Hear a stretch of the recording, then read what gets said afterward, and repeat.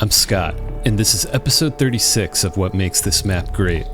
We dive deep into amazing games, analyzing their level design, stunning art, creative combat, as well as uncover their secrets and see just how much they've influenced the gaming world. And in this episode, we're covering the opening map of Doom 2016, the UAC.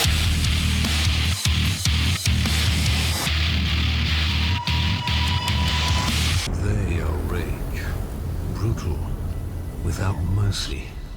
But you will be worse. Rip and tear until it is done.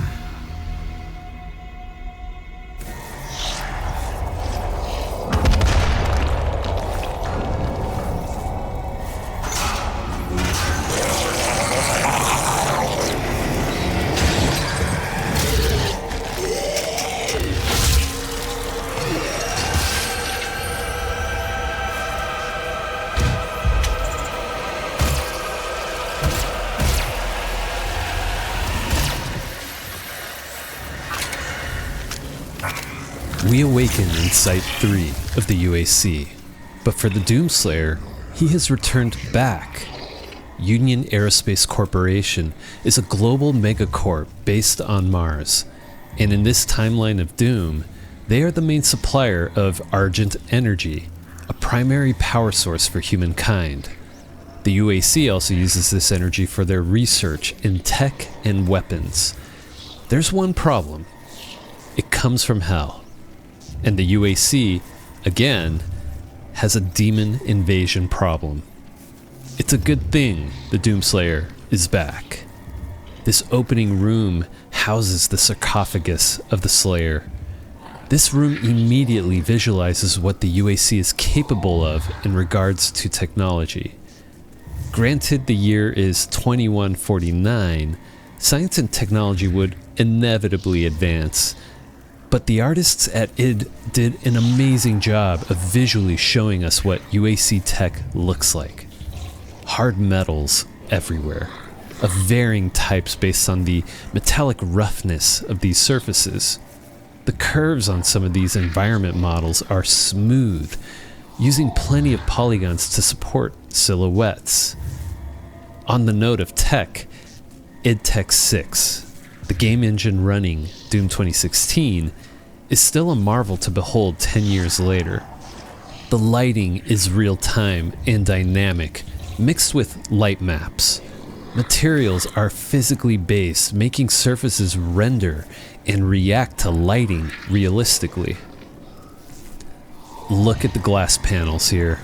Wonderful material definition, and they even transmit light through them. See the shadows of the objects being cast through the glass onto the floor? Awesome. And of course, all of the effects. Smoke looks volumetric based on how lighting affects them. And the particles also have physics properties as they bounce off of surfaces. There's that real-time lighting too, which is even affecting the reflections on the metal. This door is massive, with tons of texture detail. Notice the grunge wear, how it applies horizontally, hinting the direction the doors open. It's mindful texture work, placing grunge where it would make sense. And of course, central within this high-tech room is a sarcophagus made of stone. Surrounded by warm candlelight, it contrasts well against this techie environment. The mark of the Slayer is glowing hot within the raised lid, and the space where you came out of looks tight. What a terrible coffin to be stuck in for thousands of years. I also love that there's a pile of dirt underneath, signs that these researchers cleaned off the tomb before opening it. There are weird demonic markings on the floor around it, viscera and skulls as well. Were these scientists worshipping the Slayer? So much blood everywhere. These demons are terrible. Notice the tomb is mostly matte compared to the shiny metals all around. excellent contrasting hero prop for this space. I love how these tech arms twitch, almost like they're alive and in pain. Let's get back to task here.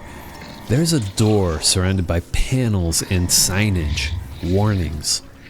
EdTech has always had great attention to detail with these kinds of tech panels since the Doom 3 days. They look amazing. Peeking in, we see a familiar suit. It's our Praetor suit. We need it. We interact with this glowing panel to the right and get clued in on some lore.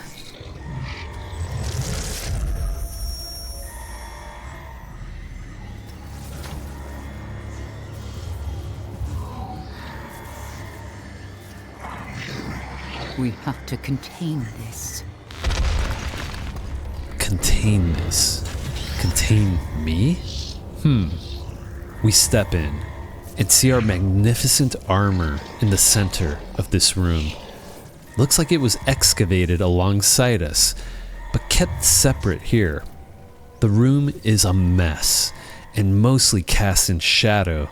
A klaxon light spins chaotically, illuminating the space in red flashes. More sci-fi paneling and tech build out this space. We see interfaces and potential desk-like surfaces along the walls. And the suit is also surrounded with candles, similar to our sarcophagus. The candlelight looks natural compared to the red klaxon light, creating a focal point. The way these corpses are strung up makes me wonder how this happened. I'm imagining that a flash of hellish heat and energy went through this site. The way blood has marked the walls insinuates that it was quick and violent and recent. On that note, the metal surfaces have some amazing definition. Wear and tear, or even blood splatters on top of them that pop out. Great attention to detail. Again, the artists making sure these physically based materials have variety and read well. Let's approach the suit. Again, centered within a stone sarcophagus, surrounded by prodding tech mandibles. A soft white light illuminates it. The stone has excellent details, cracked and marked with runic inscriptions. The blood shines, appearing wet on the matte stone surface. The suit also looks amazing. Love this redesign of the Doom armor, now known as the Praetor suit. Protective shell-like plate armor with padded leather underneath. Those boots are chunky. Love it. Putting it on gives us a glimpse of events, maybe from our past.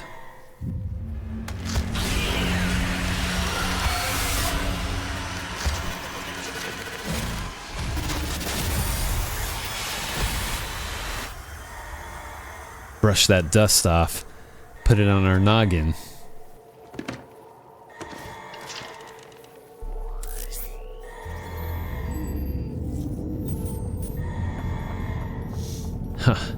This pad isn't providing good news.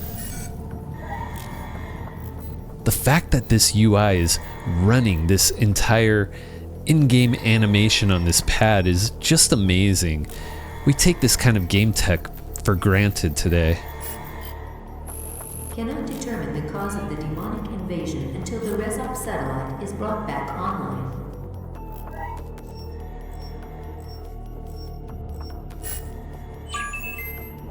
Welcome. I'm Dr. Samuel Hayden. I'm the head of this facility.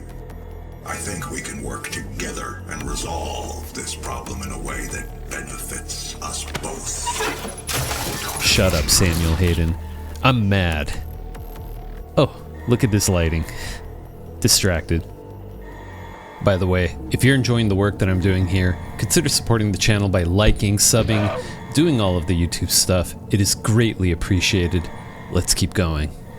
We can now proceed forward. The side door has been opened, revealing a long, dark hall. Some kind of service tunnel, metal framing hold this structure up with grated flooring. Pipes and cables surround the structure walkway. It looks a little precarious. Love the volumetric fog coming up from the grates here. It's affected by lighting and casting shadows. It contrasts well with the red lighting. Proceeding forward, this all looks dangerous. I thought these were cables, but they're actually viscera. Gruesome. This guy had a bad day at work. Was probably making repairs on the pipe. Check out all of this pipework with its framing brackets to help support them. And if you look closely, you may notice that this is all suspended within an excavation cavern. This walkway is definitely some kind of maintenance shaft, connecting between sci-fi research labs, tools, compression tanks, valves, ladders. The theme of this set dressing is much more mechanical compared to the prior sci-fi research rooms. We hear a sound up ahead. The way forward is framed with barrels. It's tight. We step through and discover another group of zombies. A lesson in melee finishers. The combat encounter is easy and simple.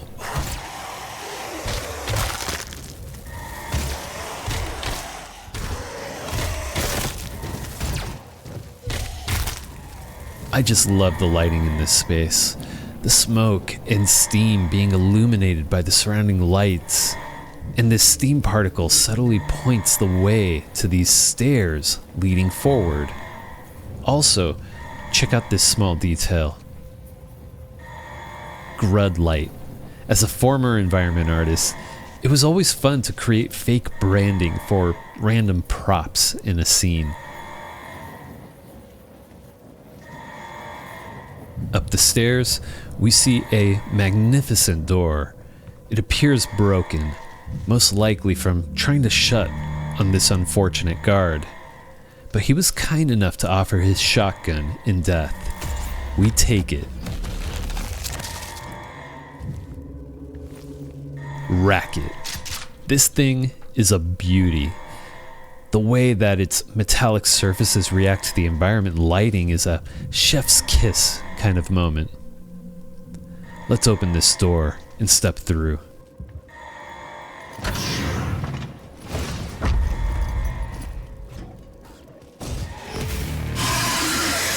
An imp welcomes us to this sci-fi hallway. We pump it full of lead.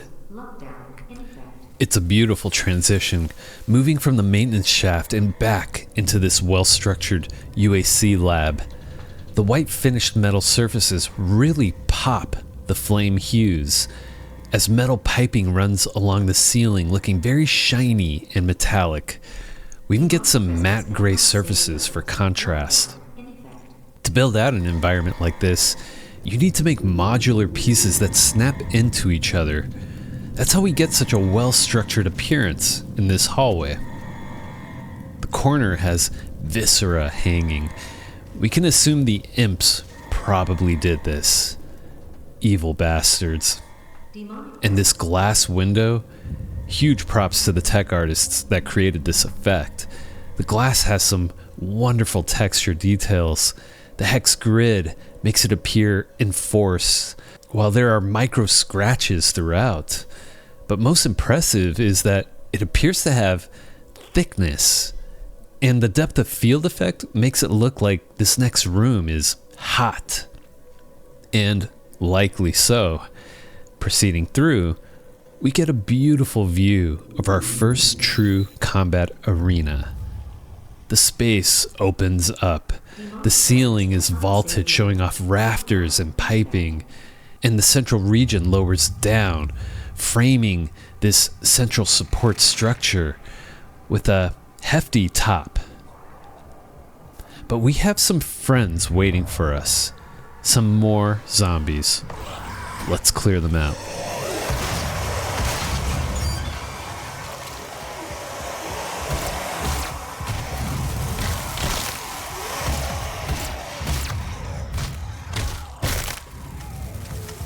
Let's take some time to admire this space a bit more. In front of us is a Gore nest, organic portals used by the forces of hell to invade. They are grown from ceremonial piles of blood and corpses. I guess we know what happened to the researchers here.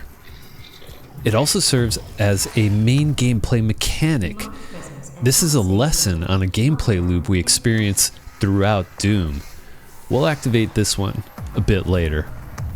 I do love how it emits hellish dust energy along the floor around it.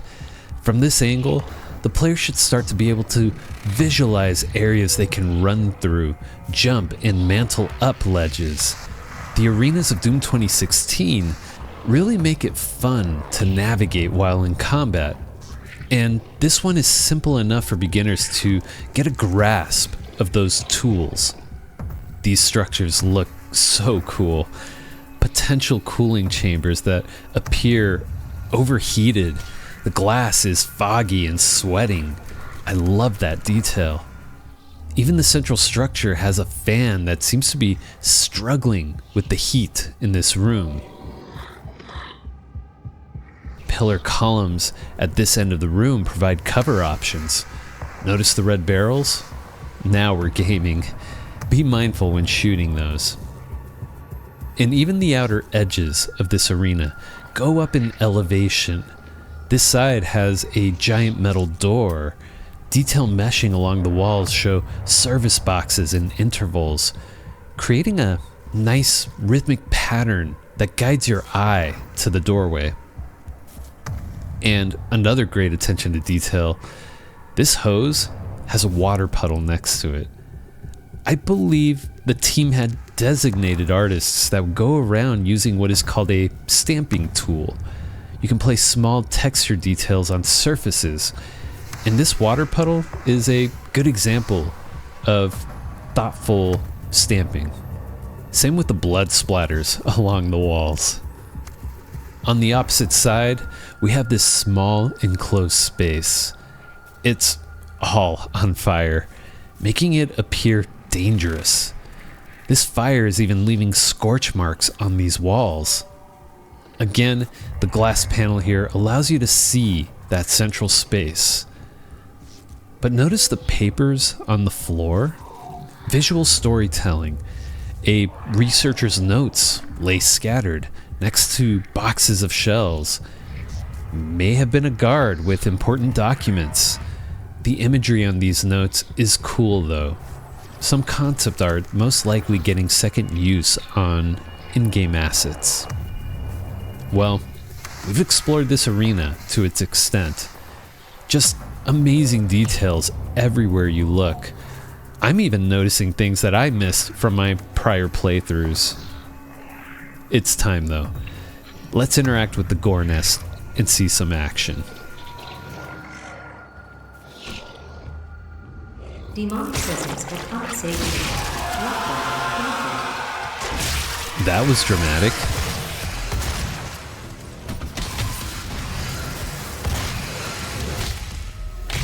Brutal.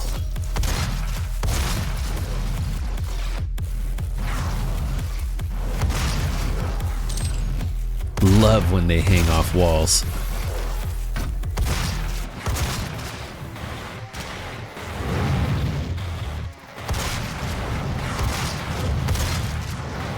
Demonic presence at unsafe. Lockdown. Nimbly little critters.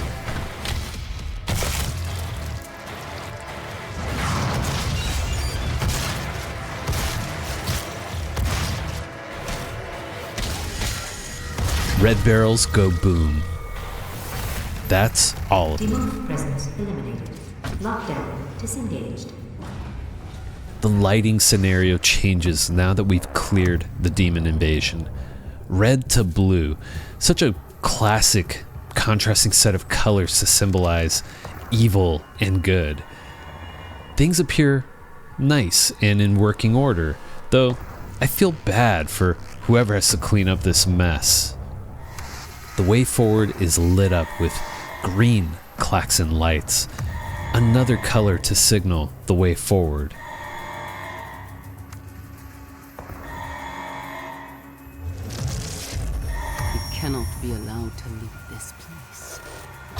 You would ruin everything. Clearly, Olivia is not a fan of us. Up ahead, an elevator shaft opens up, inviting us in. This hallway is so nice. Not as messy as the prior spaces.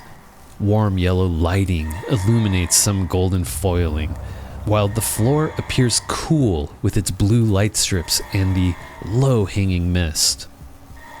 But this elevator shaft, not so safe, with its bloodstain above and a corpse inside it. Let's take it and enjoy this proper introduction.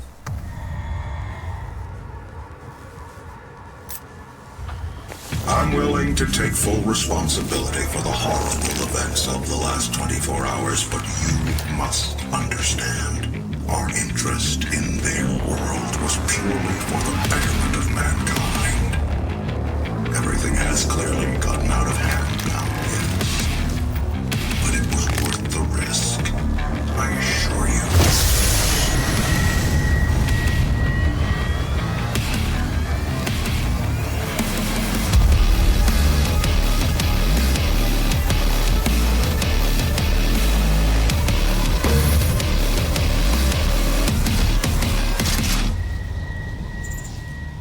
We started within the UAC facility, learning the basic mechanics to get us going at a proper pace. And now, the game opens up to what I like to think is Site 3. This is the Mars surface. And what a grand vista. The environment looks dangerous. High winds as clouds move violently. The natural rock structures look beautiful. A nice change from the hard surfaces within the UAC. But notice everything here visually points us in the direction we need to go, down towards the flames. And we've only just begun. This next section of the UAC is great, and we'll make sure to cover it in a future video.